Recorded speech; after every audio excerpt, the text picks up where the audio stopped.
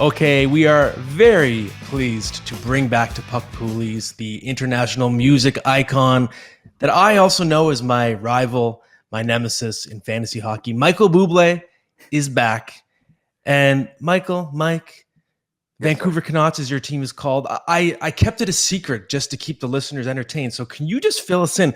What happened in the final? Did you win or did you lose? So I lost to a really good player and a good hockey team. So in context, if they don't know what we're talking about, in our LHL league, our fantasy hockey league, I started my year thinking I would rebuild. Traded away Sebastian Aho for a first. Had very few picks, and I thought I put together a pretty solid team.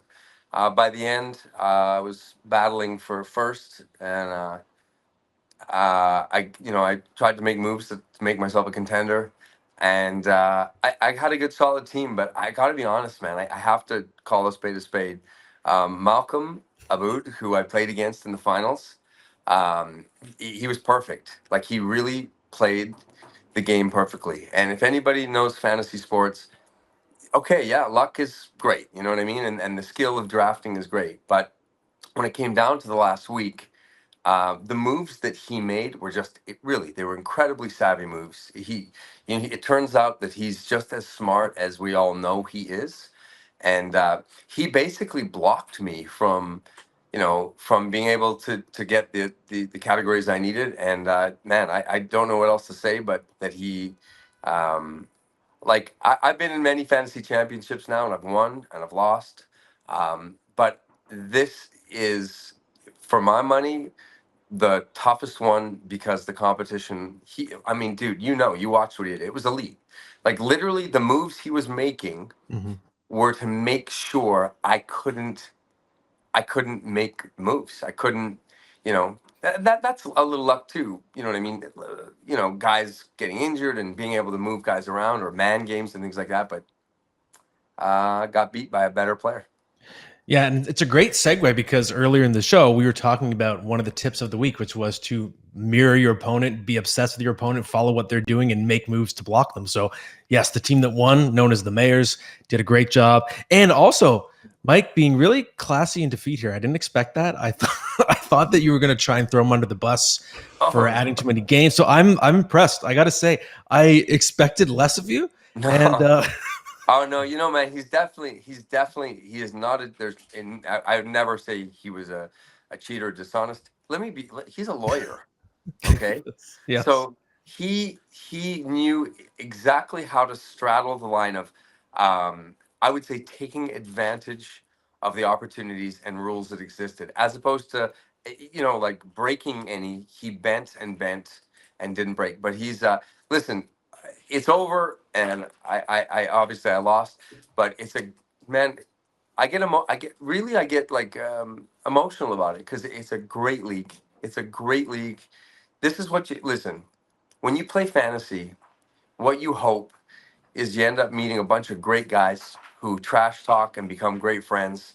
Your dad, Mike, is a great commissioner. He run this. How long has he run that league for? It's a 22-year-old league now, right? 20, And no, that 23. Yeah, 23. that is really the testament to something amazing. Like, that's a really cool thing, and it, like, everybody cares. Everybody gives a shit. Nobody, you know what I mean? Like, nobody wants to lose. Nobody, and it's funny because our group chat, like, we've all become friends, man. We all talk. And it's not even hockey we're talking about. We're talking about current affairs and politics and making fun of each other and sharing pictures of our kids, and it's funny because it becomes this really rich part of your social life, right?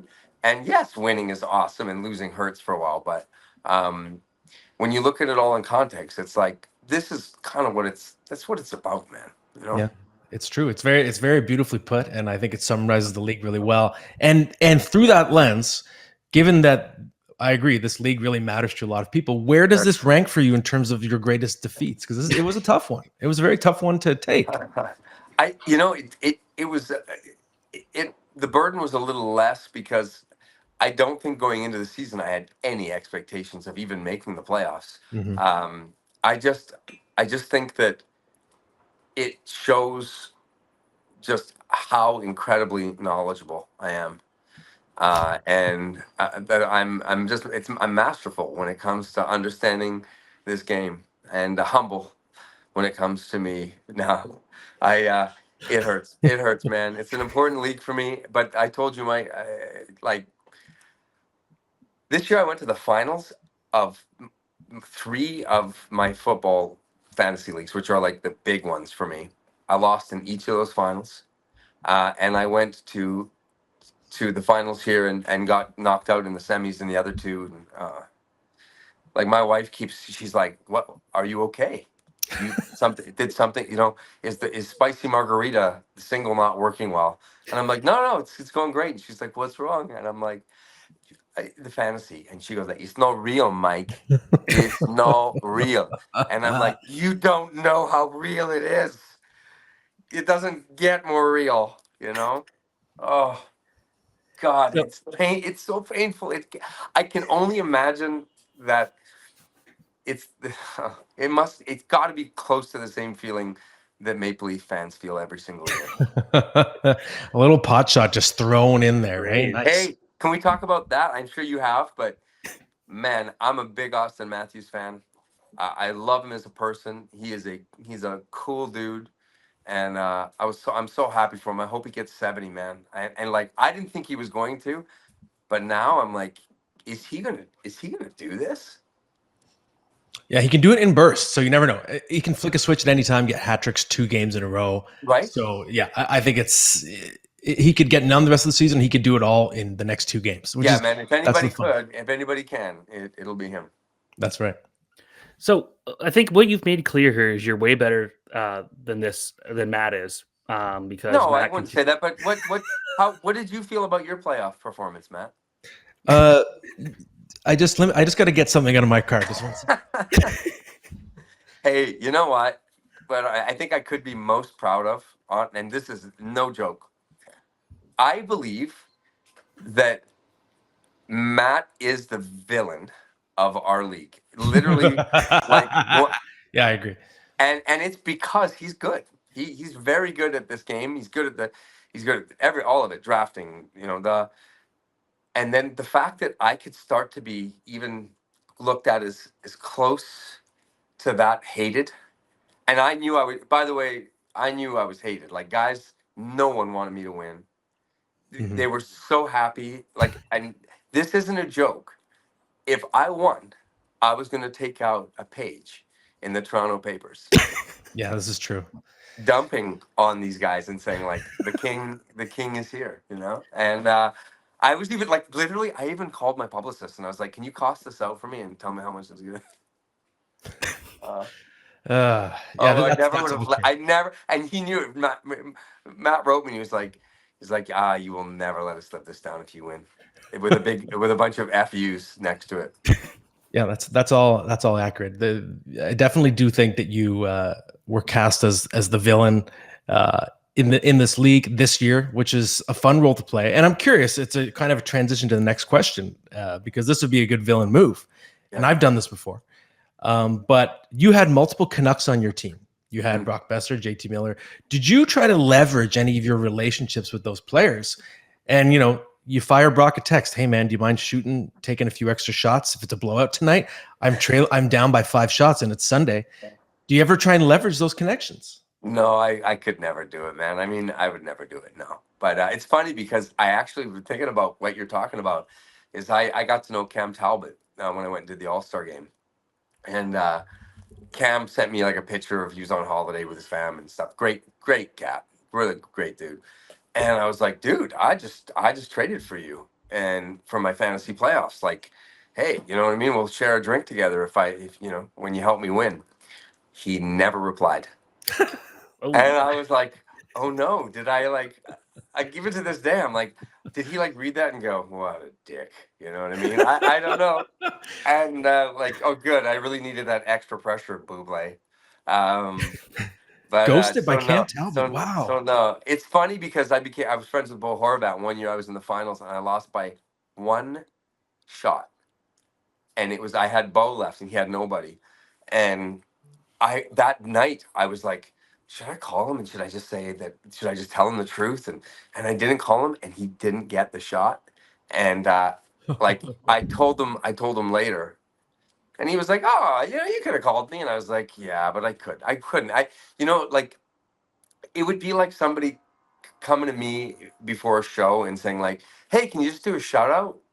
And it's like, Mhm. because I know in their mind they think it's nothing, but it's like I've built a show. I've built a show where there's a place for everything, and me just stopping in the middle and going like, "Happy birthday, Aunt Margaret." Yeah. Like I would feel like I would feel that burden and go like, man, come on, you know. So I wouldn't do it to another player. No. Mhm. So, what's your stance on game stacking? Yeah, this is controversial. So we'll give you the floor to finally just iron this out. Well, okay, I'll tell you. I'll tell you.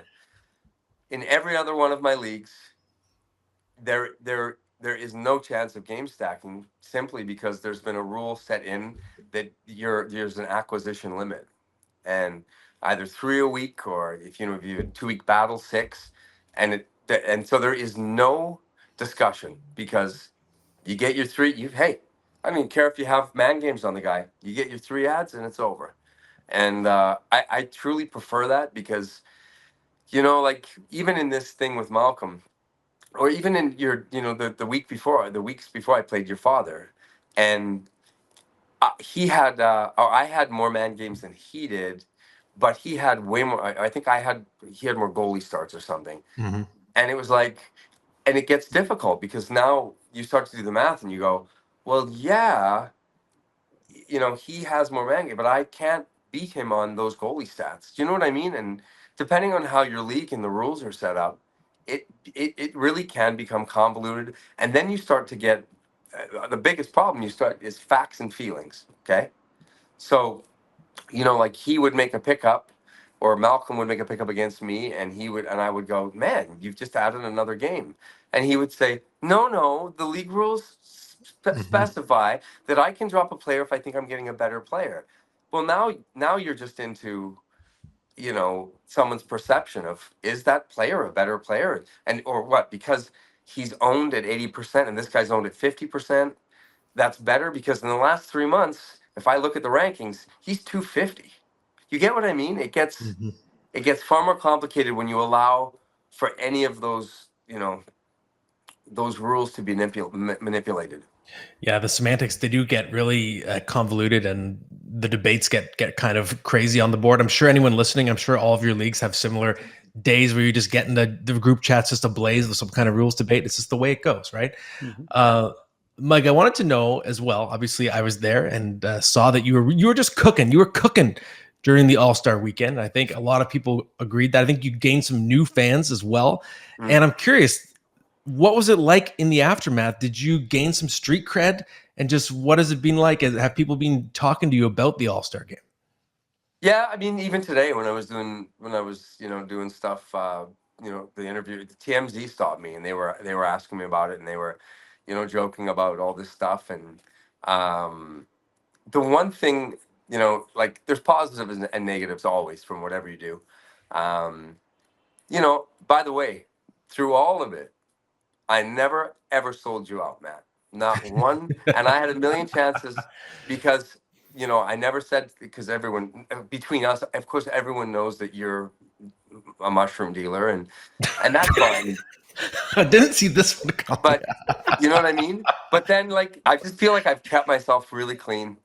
And when you're in a league with Matt Larkin, you just got to sort of have a boundary and just stick there. It's well said. That's good stuff.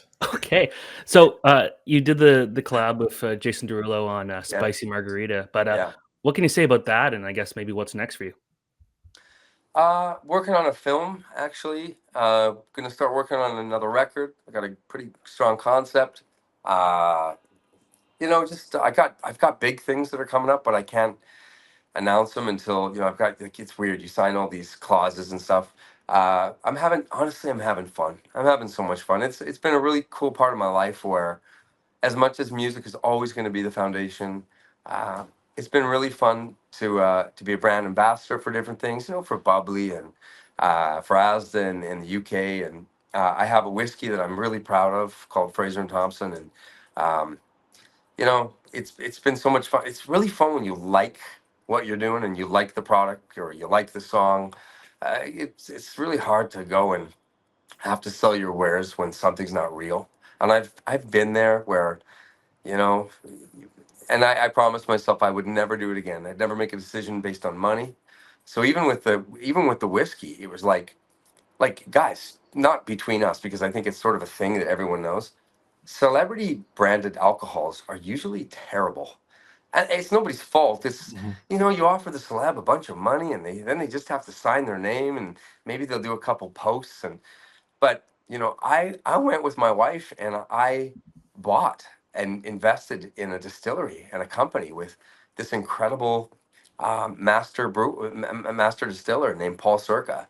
And I like drinking it, but I don't know what I'm talking about. I didn't know how to make a delicious, approachable whiskey. And this guy is like a whiskey nerd who just sort of like held my hand, and now I get to go and by the way, bring him on every interview I can, because he brings such legitimacy to a product that it can be looked at as something negative, and I just love it. I love doing it all, and like I love this song. It was easy today. I went and did iHeart. I did all these big interviews. Yesterday was the Today Show, and I like Jason.